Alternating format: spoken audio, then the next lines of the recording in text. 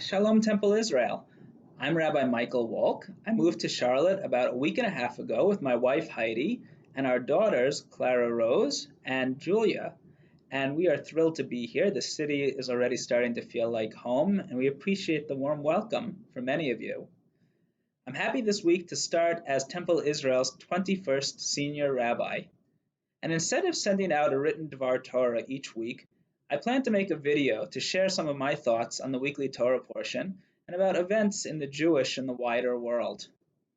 This Shabbat, we read the double portion of Chukat and Balak.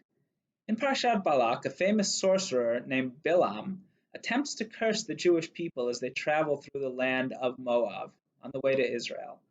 But instead of cursing them, he ends up blessing them. Most famously, he says, Ma tovu ohalecha Yaakov mishkenotecha Yisrael. How goodly are your tents, O Jacob, your sacred dwelling places, O Israel. We're familiar with this blessing with the words of Bilam because it's usually one of the first prayer songs we learn as children, and because we are actually supposed to recite this verse whenever we enter a synagogue. The word Mishkenotecha refers to the Mishkan, to the first ever Jewish house of God, and now it refers to any temple that we build today.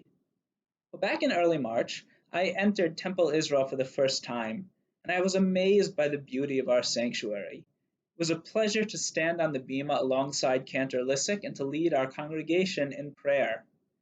But since that Shabbat back in March, when I was first here, very few people have entered the sanctuary because we have not been meeting for services. This is a scary time in the world, and it's certainly a strange time to begin as the rabbi of a new congregation when it's so hard to even see each other.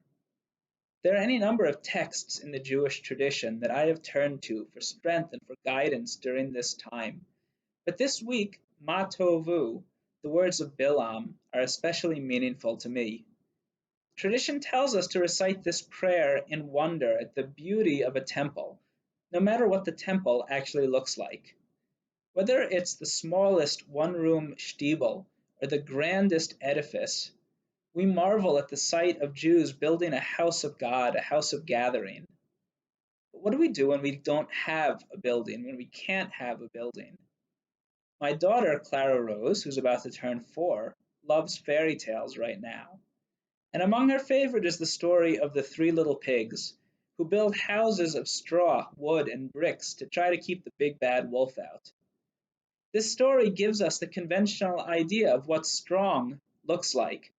But while bricks are strong enough to keep out the big bad wolf, our houses of brick are not strong enough to keep out the virus that is devastating our country. So now, our challenge is not to come to our Mishkan, but to redefine what a Mishkan is, what a Mishkan looks like. Last night, I led my first Zoom daily minyan for Temple Israel and stayed afterwards on Zoom to schmooze. Connecting to people in prayer and in conversation was the best part of my day, even though it was through a computer screen, and it reminded me that a community is not brick and mortar, no matter how beautiful that brick and mortar is, but rather it is the people who care for each other in happy and in sad moments.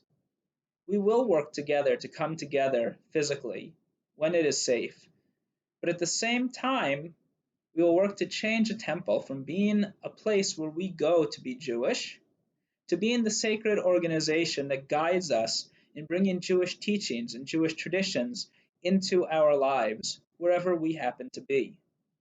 This is as new for me as it is for you.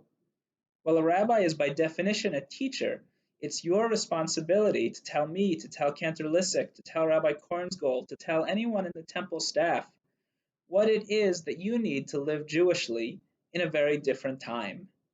It's scary, but it's also exciting because we are part of Judaism growing in real time.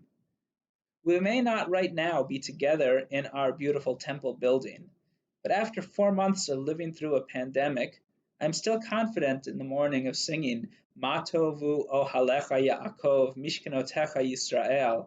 How beautiful are your tents, how beautiful are your dwelling places, O Temple Israel.